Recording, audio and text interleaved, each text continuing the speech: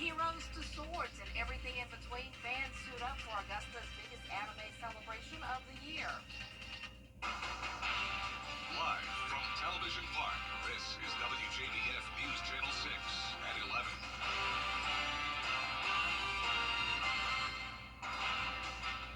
Griffin, and thank you so much for joining us on this Saturday evening. Coverage you can count on begins with a shoplifting call takes a dangerous turn as a suspect points a gun at an investigator. Deputies say Edward Morris and Angelo Harris were caught shoplifting at the Walmart on Wrightsboro Road. When investigator Michael Cole tried to stop them, Morris pulled a handgun from his waistband and pointed it at the deputy before taking off on foot. And you saw that in that still picture there. He was arrested minutes later behind AutoZone on North Leg Road. Harris stayed at the scene and was also taken into custody. Investigators are using a K-9 team to search for the gun Morris may have ditched while running. An Augusta man shot at home now. His death is officially ruled a homicide. 34-year-old Brandon Johnson has died 5 days after being shot at his home on Madrid Drive. Investigators say the shooting happened on Sunday, May 25th.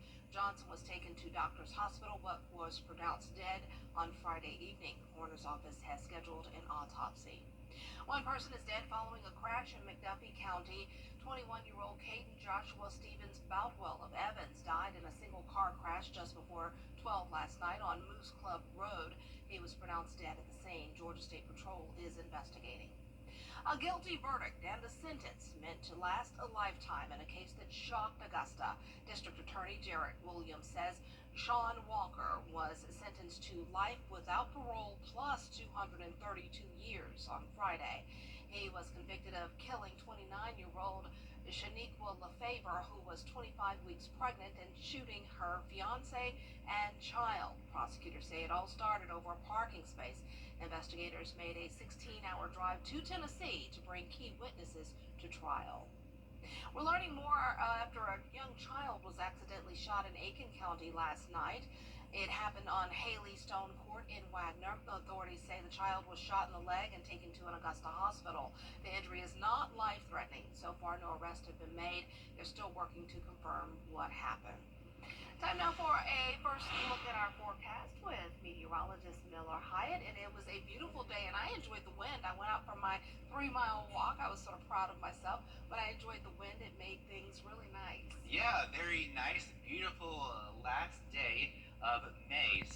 Hundreds attended the annual Augusta Anime Fest held at the Columbia County Exhibition Center.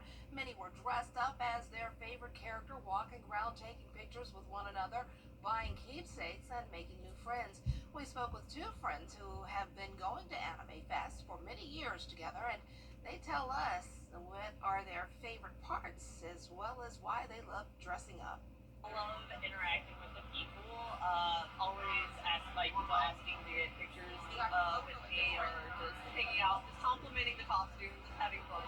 Calypso is very pretty, very strong, and so it's just like, I want to be her kind of thing. I like getting dressed up and I feel very pretty, so that's why I like doing it. It's a little bit of a confidence boost personally. And there was also anime trivia, a cosplay contest, and a lip sync battle.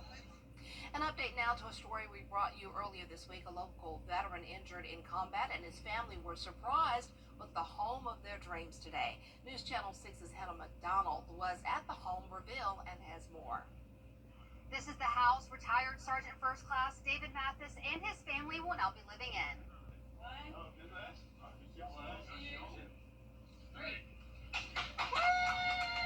A Soldier's Journey Home is a volunteer-run organization working to build dream homes for worthy veteran recipients across the country. Sergeant First Class Mathis deployed multiple times to Iraq and is a double amputee after suffering life-altering injuries from an improvised explosive device in 2017. After walking through his new home, he says he was overcome with emotion. Saturday, he saw his new home for the first time. The things that they've done, I would have never expected, and I never would have expected this at all.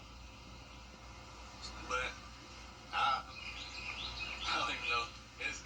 It's hard to put it in words. The house took 2 weeks to build and is entirely wheelchair accessible. Throughout the process, Mathis's new neighbor offered a helping hand. Monty Lotka told me he had never heard of a soldier's journey home before, but the organization was such an inspiration to him that he will be volunteering for the next project.